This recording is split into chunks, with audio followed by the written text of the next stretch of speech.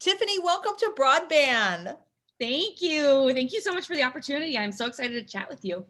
I am so excited to learn about you, share a little bit of your story with our listeners and viewers, and also talk a little shop around podcasting. It's Yes. kind of a meta moment, sort of, Yeah. right? Yeah. Podcast. We're going to be talking about podcasts. So let's get right into it. So, what is your business?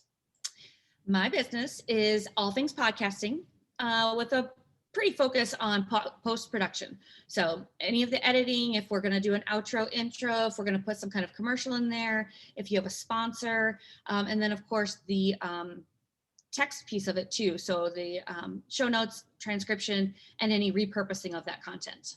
Okay. How long have you been doing it? Just about a year now. So I jumped into it. Is it okay if I jump into that whole story for you? Jump in. Okay, 2 feet first. So I started about a year ago when I was stuck in a job that I absolutely hated.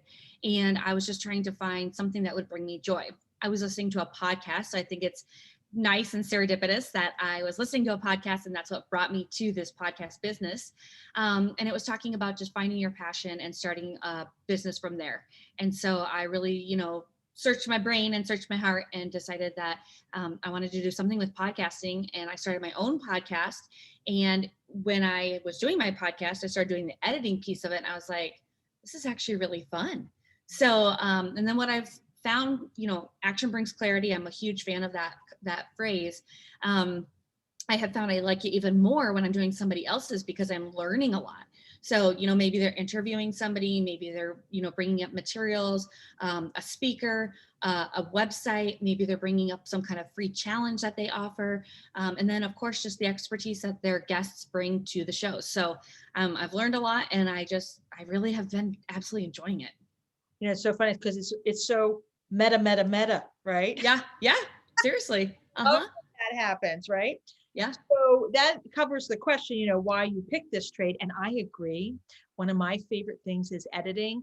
Back in my days of radio, right? Totally analog, but being in the studio and working with a digital editing, because reel-to-reel tapes were not fun to edit. Razor, totally old school and very difficult. But with digital editing, just sitting in front of that computer, I would totally lose sight of time. Oh, totally. And then finding that perfect transition. Oh, it's like, yes, someone give me a high five. And of course, there's no one. I know that is kind of the only bummer of it, is that you have to be your own cheerleader, pat yourself on the back, like, man, nailed it. Yeah, exactly. So what are the top 3 reasons why people would hire you for those services? Top 3 reasons. The number one, glaring in every podcaster's face, time. So when you edit a podcast, it's going to take you 3 to 4 times on average, as long as the actual episode. So if you have an hour-long episode, that's 3 to 4 hours of editing, because you're trying to look for any misspeaks, or if there's background noise, if you need to silence some S's, or not silence, but make them less sensitive to the ear. If you need to, put a commercial in, intro, outro. Some people will change up their artwork for every episode. So just all of those aspects really end up taking up a ton of time. Sometimes even myself, I'll sit down, I'm like, okay, I have 2 hours to get this client's podcast finished. And I sit down, and 2 hours later, I'm like, man, I'm so close, but I'm not actually complete yet. Yeah. So that would be the number one reason. The number 2 reason is it's a business write-off. So if you are using this as a lead magnet, you can write me off. I'm just another expense on your list there for Uncle Sam. So that would be one major reason. And a third reason, some people just don't enjoy editing. That's just not fun. And so when you have a successful business or successful podcast, and you go, you know what, I'm at a point where I can pay for something I don't really want to be doing anymore, then you hire out, an editor for yourself post-production. Excellent. And I was listening very intently. And one thing that jumped out at me, again, back to my radio days, analog, right? The formula that was often used was, well, for every 1 minute of airtime, it took about an hour to create that. Oh gosh. Right? Because you came out with a concept, you'd work out the concept, you'd do the research, you would do the interviewing, you would do the writing, you would do the editing, because it was all spliced tape and all that. By the time it got on the air, that was like thinking, you want to do a 6-minute segment? It's going to take you about 6 hours to produce that. So that's really helpful to think that an hour-long podcast is going to take about 4 hours prep time. That's still a lot of time, right? If you're someone like me who's doing social media for a client, or someone who's a life coach, that's what you're doing, right? You're not a podcast person. That's not your thing. Correct. So it's very smart business to really look at and say, okay, what are the things I can outsource or delegate out, so I can do what I want to do and what I love to do. Well, another thing to consider is like, yeah, you could sit there and you can watch all kinds of YouTube videos and you can figure it out and you can painfully go through and edit it. Or you can say, you know what, my skill set is in social media. Let me hire this piece out so I can focus on what I'm good at and that money-making task. Exactly. That's where you're making your money. You're not making your money on editing your podcast. You're making your money on, driving clientele, creating relationships, continuing those relationships, and creating content. So, that's another thing to consider too. Exactly. Because it is a marketing asset, the podcast. It is. Marketing asset, but it's not necessarily a direct correlation to a income generator necessarily for most folks, unless you're a business model, right? And have sponsors and stuff like that. That's right. You can also, another way that people really drive business, use as a lead magnet, is they drive business to their actual business through their podcast. So they're showing, the theory is that we buy from people we know, like, and trust. And so when they're listening to your podcast, they are getting to know you. They're getting to make their decision. Do they like you or not? And do they trust you? And how they gain that trust is, maybe they listen to 6 episodes and they go, okay, you know what? Denise actually knows what she's really talking about. I think it's time I reach out to her and see what her packages look like. And maybe I want to work with her. And so that would be one way where A, it's a business write-off, but B, it is driving traffic. The other thing that people will do is they will create a commercial for themselves. So let's say, Denise, in the middle of your podcast, you said, hop on over to, and I apologize, is it CDT Creative? Creative, yep. Mm-hmm. Okay. And so you'd say, hey, hop on over to CDT Creative. We've got these awesome packages. Let us help you drive traffic and let us help you, get your customers to notice you. Right. And so in the middle of your podcast, you're actually driving business to yourself. So you don't need official sponsors. Everybody's looking to see how can they monetize their podcast. You can monetize it just by simply driving business to yourself, or if you have affiliate links. So like I have an affiliate link for a Fee-Fine microphone, and that's what I use for my podcast. So in the middle of some of my podcasts, I have a little commercial for Fee-Fine microphones. I put that link in my show notes. If people click on it and they get a microphone through that link, I get a baby kickback. So all those little things add up and they make a difference to your business. Oh my God, thank you for sharing that. Yeah. So much great information, listeners. OMG. I want to get back to you, but I do have one more question. How frequently should you drop a podcast? Weekly? Monthly? Do you have any feelings? That's a great question. It's the number, I mean, it's right along with all the other number one questions. Okay. So it's one of the frequently asked. What every podcast manager, editor will tell you is it's whatever you can stay loyal to.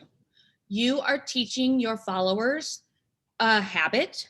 So are you teaching them a weekly habit? Are you teaching them a bi-monthly habit? Are you teaching them a daily habit? And some people will do, like let's say content on Monday, motivation on Wednesday, and a 5-minute check-in on Friday. So it's really whatever you can keep up with. I do one every week. That's what I can keep up with. I could never do more than that. I wouldn't want to do less. I want to talk to my people.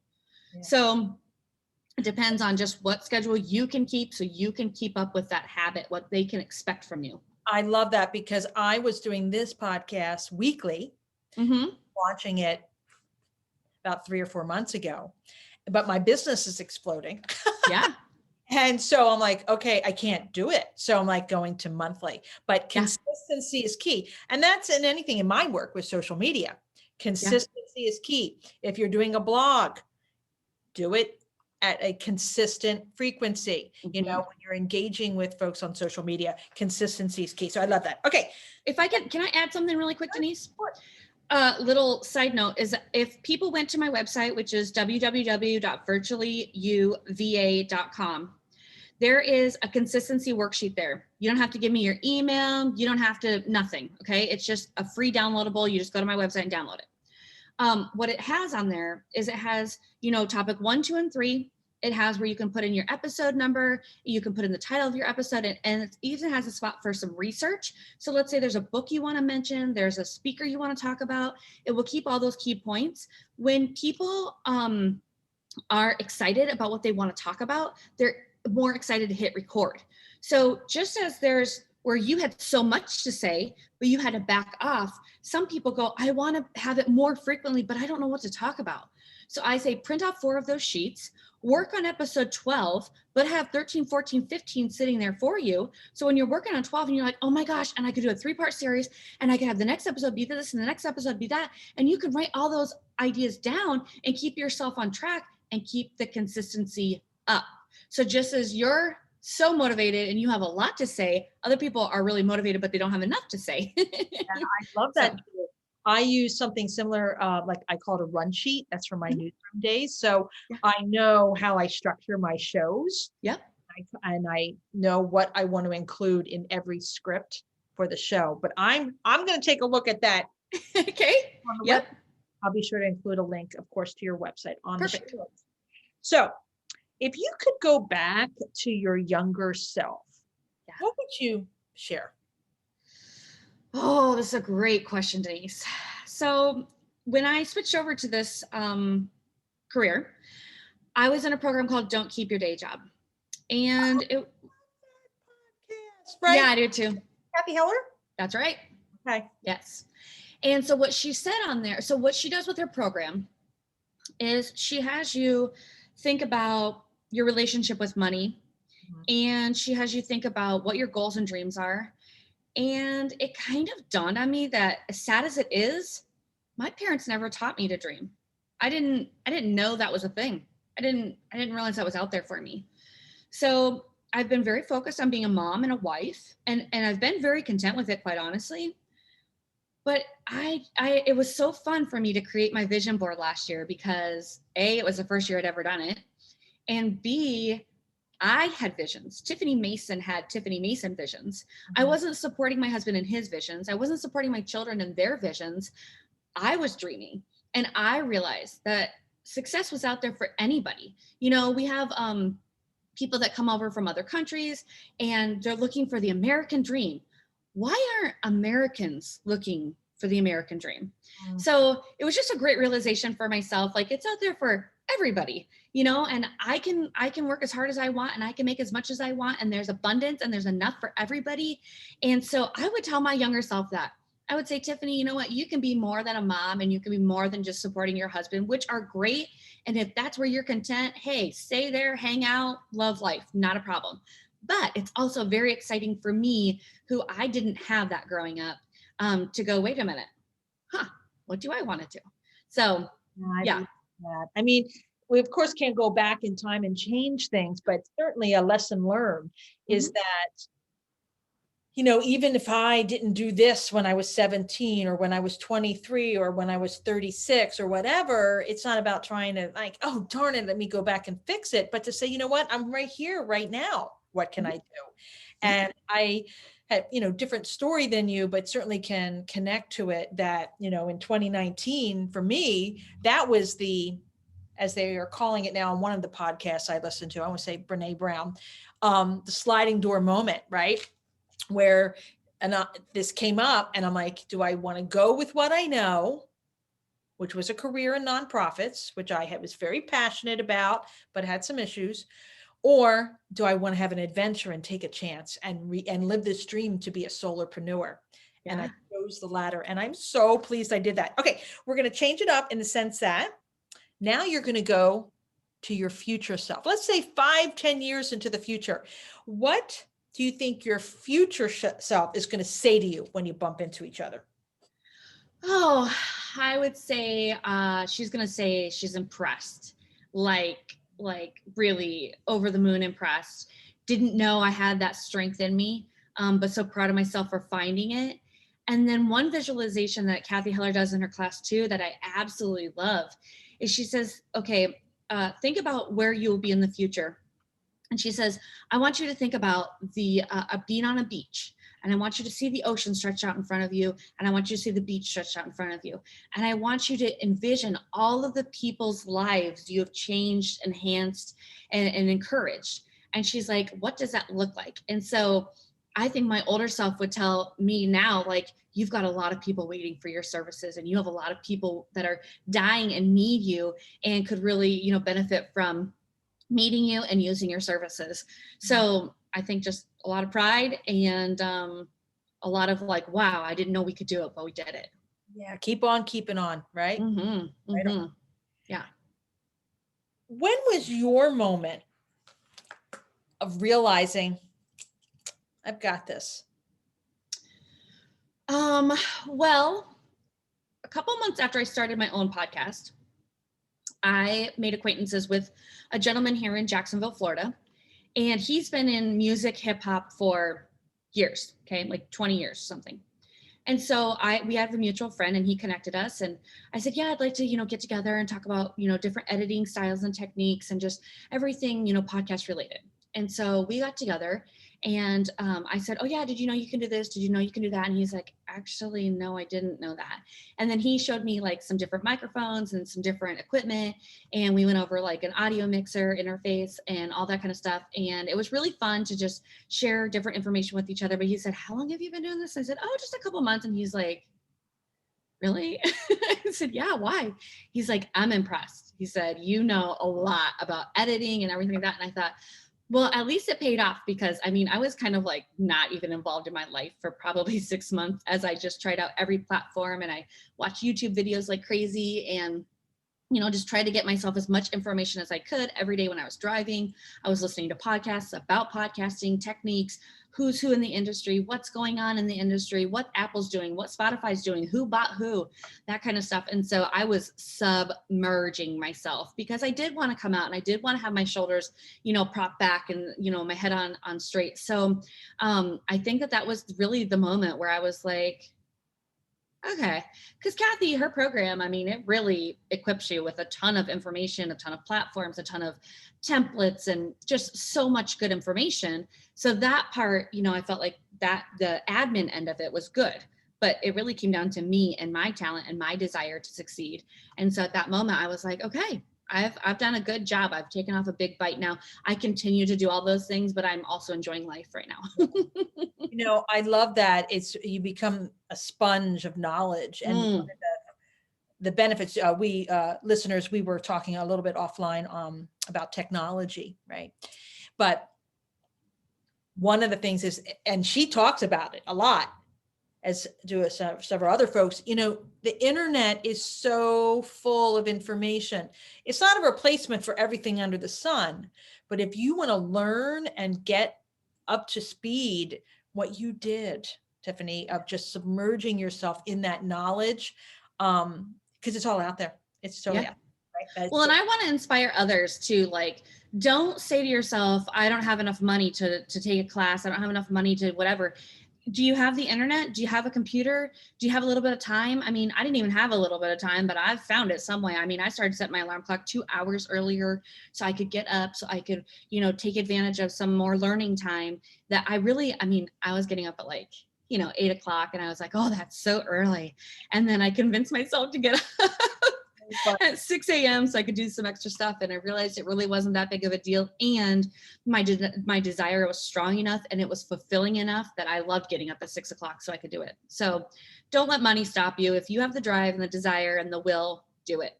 There's a lot of resources out there. Yep. So, you know, you're a high energy gal. Yeah. Right. Yeah.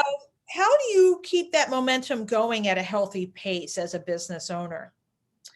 It's really important for me personally. I call it shaking the crazies out, or just, you know, having fun. And so what was brought to my attention through a goal setting thing that I was listening to on Rachel Hollis's podcast is she goes through and she color codes her planner. Okay. Oh, yeah. Did you hear this one?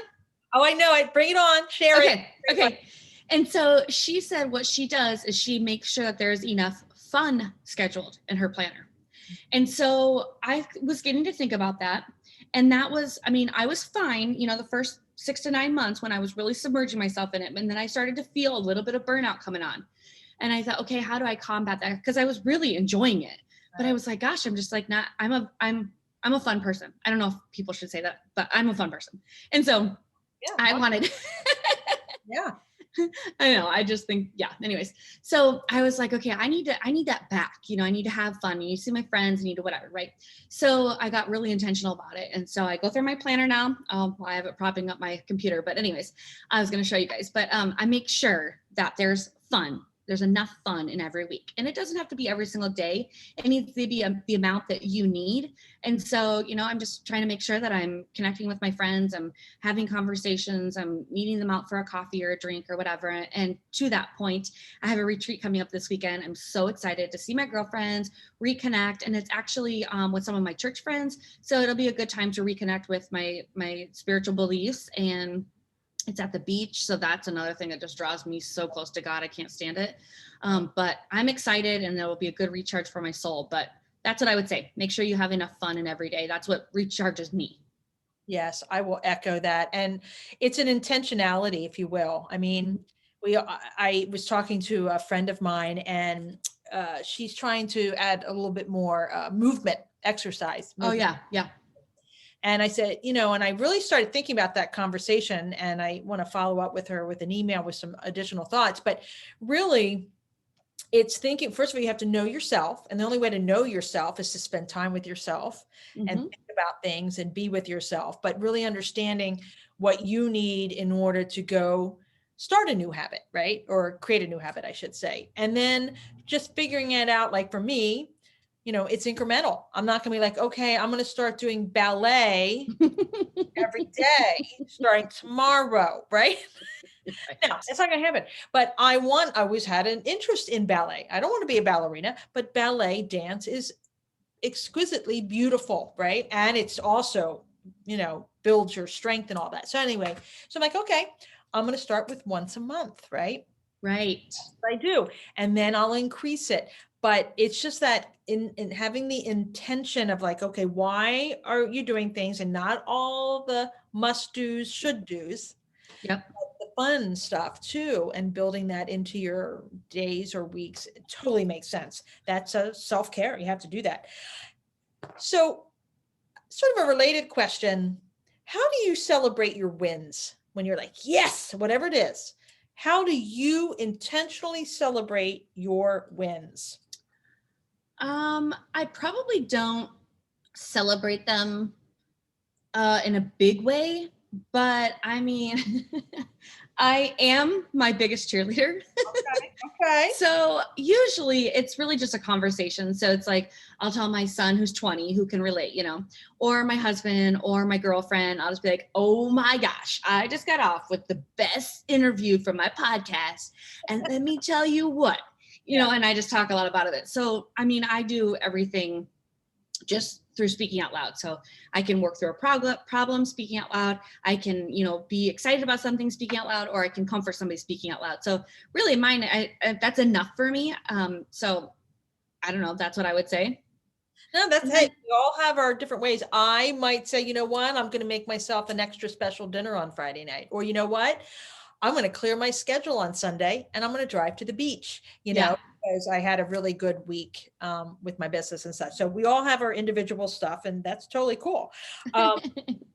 So how do you feel about the word ambition? And would you describe yourself as ambitious?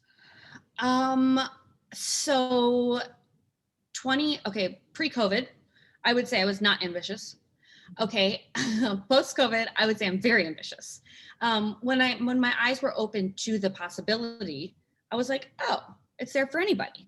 And so then, I took those steps towards being ambitious. I love the word ambitious. I think it represents drive, or somebody who has a goal or a dream and they're working towards it. So I don't know, I would say it's a pretty powerful word. And I think it'd be great if everybody had a little more ambition. Right on. It ties into something you shared earlier about, there's opportunity for everyone. So open the door, step outside, see what's out there for you. I Yeah. totally get that. What is the bravest thing you've ever done, whether it's professionally or whatever? What was the bravest thing you've ever done?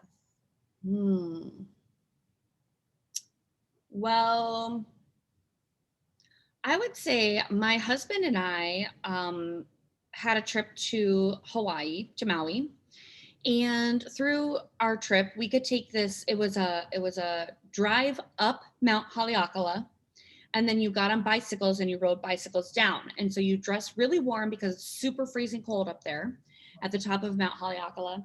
And then you dress in layers and you take layers off, and by the time you get to the bottom, it's like 85 degrees. And so I didn't realize it, but the night before I had my first panic attack. Oh, wow. I didn't sleep almost the entire night. All I could hear was my heart pounding. But I don't know, I really just shrugged it off, and I was like, okay, this is weird. I cannot sleep. I just thought it was like a bummer or a nuisance. And so then we got in the van, and the van had it was a little sketchy. And then it also had a flat tire notice. Now the drive up this mountain, it drops off. There's the road, and then it just drops off. And so if a tire had been flat, or if we took a corner too fast, what I was thinking is like the van may waffle or something, and then we may just twirl down the bottom and my kids would be at home without parents, both of us. So that was really scary for me. But the ride down, whoo, that was the most amazing thing. If you ever go to Maui, you got to do the ride up and the bike ride down Mount Haleakala. So I guess just facing my fears in that respect. And then, we've moved quite a few times. And when we moved from Minnesota to New York, again, at the time, I didn't realize it. I drove my 3 children, my 1 dog, my minivan, and a trailer pulled behind it, all the way from the Twin Cities, Minneapolis, to Minnesota, to upstate Saratoga Springs, New York, by myself. Oh, and listen, girl, I've done cross country drives, just me and a friend. Mm-hmm. I don't know how you did that. I'm giving you a high five on that. That's quite an adventure. Yeah. So, yeah. And you're all alive still to talk about it, right? We're all alive still to talk about it. It was fairly uneventful. When we went to the one hotel, I went to go to the back of the hotel, but I realized there was no back to the hotel. It was like a loading dock, but you couldn't see it till you were already like halfway, and then I was kind of stuck. Well, I can't back a trailer up to save my life. And so I literally had to leave my kids and walk into the lobby area, and I was like, is there anybody here that knows how to drive a trailer? And this guy's name just happened to be Dale, which was our dog's name, Dale, at the time. And they were like, well, Dale's got a boat. Dale could do it. And I was like, okay, Dale, come with me. And so I love it. Oh my gosh, that's great. But I'm in general a fairly brave person. I mean, there's not a lot of things that, I'll talk to a wall. I mean, I'll talk to anybody. I'll approach almost everything. The only times I'm not very brave is if it's like me possibly dying. But other than that, I'm fairly brave about stuff. So. Okay. I love that. I get that energy, you don't work off a challenge or what have you, which is very cool. Very cool. How much time do you devote to professional development now? And what kind of things that do you do now as a business owner? That's a great question. So I recently took a mastermind-ish kind of course. And she was talking about the 3 legs of your business, and one of them is you being the CEO. And she said you need to have like a monthly or weekly CEO day. And so that's a new concept for me. I mean, all of this business stuff, all personal development, all of it, goal setting, all of it is so brand new to me. So I'm trying to figure out a schedule, what that looks like for me, how much time do I need for something like that? So I would like to start with twice a month, how you were saying a new habit, you have to start out, incrementally. So I'd like to start with twice a month and see if that gives me enough time. And then on top of that, I'm realizing I'm at a point where I think I'm going to end up joining this membership, and it's for email marketing, as far as like continuous conversations with your, email lists, but also being able to let them know about any free, excuse me, free classes that you may be offering, or, any worksheets that you may have, those kinds of, just whatever. So I think that's my next step that I want to do for personal development, because that's a world unknown to me. And I'm going to do that through my friend Jenna Corelli. She does something with Active Campaign. So that's the platform that I operate on now. And then I just keep up with my podcasts. I keep trying to grab little nuggets here and there. And then, if I'm driving or whatever, I just go into my memos on voice and I just say, check out what was that one I was going to say? Project Streetcast or something. Anyways, whatever the platform is, I would just say, check out blah, blah, blah. And then I put my phone away. And so that way I'm taking notes as I'm going, but Yeah, I hear you. I take a daily walk and on my walk that I listen to podcasts. Mm-hmm. And so then when I get back, so when I'm walking, I'm like, oh, I need to have a voice memo because I want to check out that platform, or I want to read that book, or I want to go check out that other podcast. So right. Totally get that. What would you say is your number one tool as a business owner?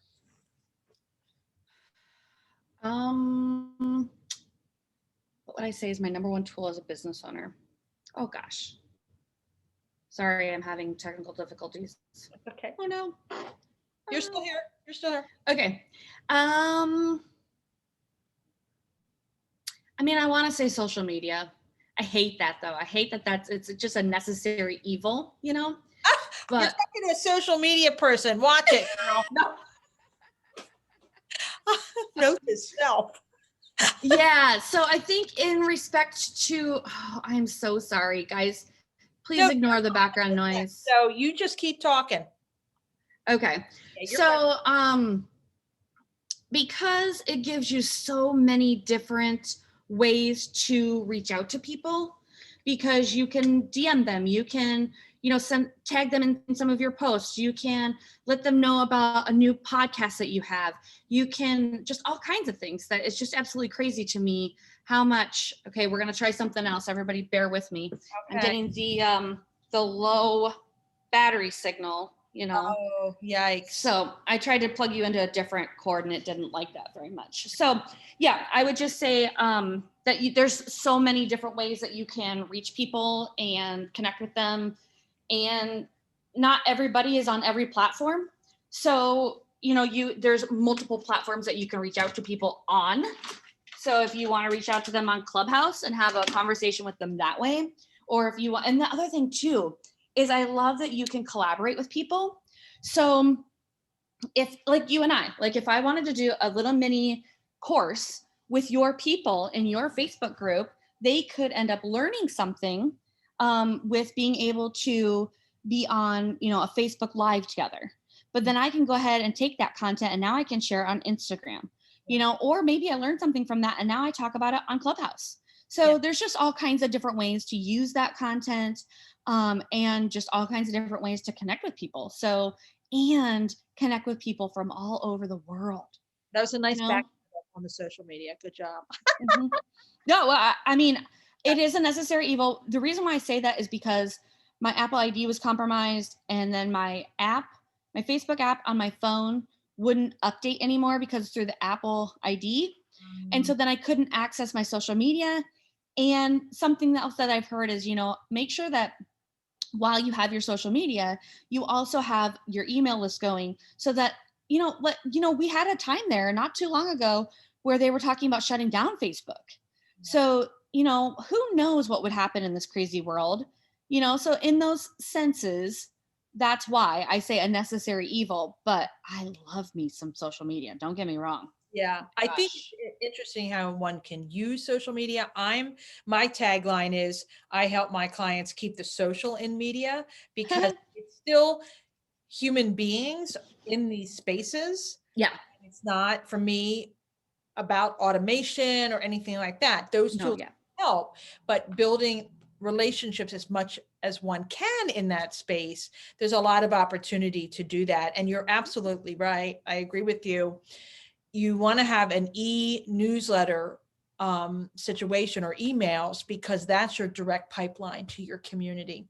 Yep. So is not, because as you pointed out, it can be compromised. And I have a client, someone hacked into her Instagram and she could never get it back. So she lost all those relationships, right? Yep. So when you have email connection, you can stay connected. Yeah. So, what is your life vision? Where do you see yourself or want to see yourself in a few years' time?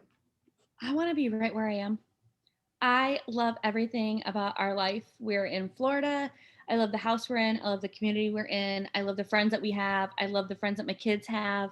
I love the relationships that they have. I love the schools that they go to. Like as far as, geographically, I would be exactly where I am. I would like to see Virtually You grow. I would like to have a staff. I don't think it needs to be, sometimes in my head, I keep trying to think about how ambitious I want to be. And I'm like, okay, Tiffany, does this look like there's a core 3 or 4 of you and that is Virtually You and you guys are a machine? Or does this look like you have a headquarters somewhere and Virtually You has blown up to be like Facebook and you have all these contacts and all of these, arms of your business? So that's a great question that I've been pondering a lot. And what does that look like exactly? It looks like more than what it is now, but I don't know how much more yet. I don't know how ambitious I want to be. And some of that is driven by need, like is editing going to become all artificial intelligence?